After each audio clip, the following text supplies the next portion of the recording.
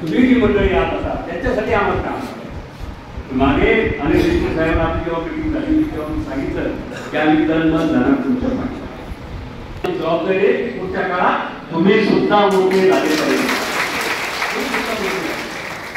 यासाठी आपल्याला काम करायचं संघटना अजून मजबूतीने बांधू पुन्हा एक दिनानं त्या ठिकाणी काय राहू काही घाबरायचं कारण नाही पूर्वीचे दिवस आपल्याला त्या ठिकाणी प्राप्त करून घ्यायचे पूर्वीचे राष्ट्रवादी आपल्याला त्या ठिकाणी निर्माण करायचे ही राष्ट्रवादी निर्माण करण्यासाठी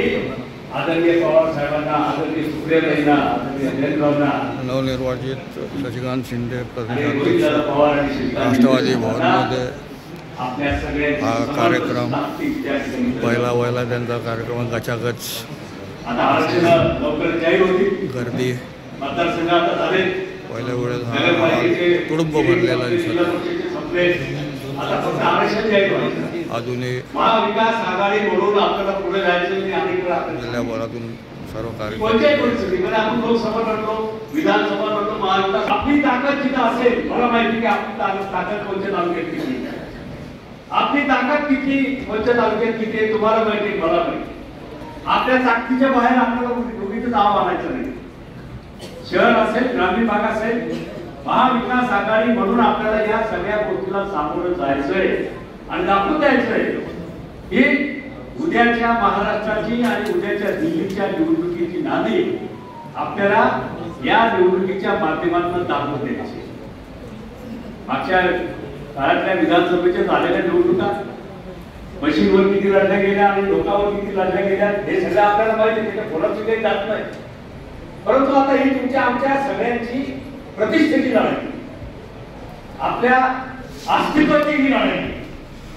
आणि आपलं अस्तित्व कायम ठेवायचं असेल तर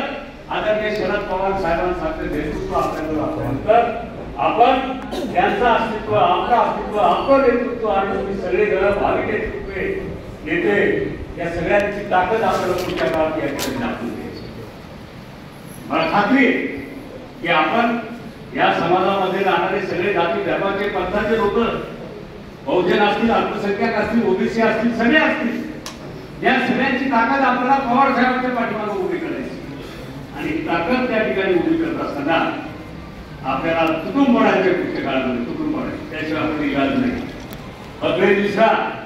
गणमाच्या विसरा गणमाच्या नाही तर आपण काही चिखल चालू कुठं असतील त्या विसरा याला हा चालत नाही त्यात तो चालत नाही त्यात तो अंक करत नाही टंक करत नाही या सगळ्या गोष्टी विसरून जा आणि आपण एका ताकदीने त्या ठिकाणी कामाला जातो आता ही सभा आठवली की आपल्याला जनाक्रोश आपला जो महाविकास आघाडीच्या माध्यमातून आपलं आंदोलन जे असतं तो आपण तिथे जायचे पटकन जेवण करून तिथे यायचे आणि 14 आणि 15 आपला नाशिकला मोर्चा आहे माननीय प्रदेशाध्यक्ष महोदय त्या संदर्भात आपल्याला सविस्तर सांगतील शेतकऱ्यांचा शेतमजुरांचा विद्यार्थ्यांचा बेरोजगारांचा हा सगळ्यात मोठा मोर्चा त्या ठिकाणी आहे त्या मोर्चाला सुद्धा आपण जेवढ्या ज्यांना जास्तीत जास्त जमेल त्या सगळ्यांनी त्या मोर्चाला सुद्धा हजर राहायचे शेवटी आपली ताकद आहे लोकांना महाराष्ट्र सरकारला तिथे दाखवून द्या या मुख्यमंत्र्यांना दोन्ही उपमुख्यमंत्र्यांना दाखवून द्या केंद्रात सुद्धा नंबर 1 आणि नंबर 2 वर त्यांना सुद्धा आपली ताकद त्या ठिकाणी दाखवून द्या ही राष्ट्रमाता जिजाऊचा जिल्हा असलेला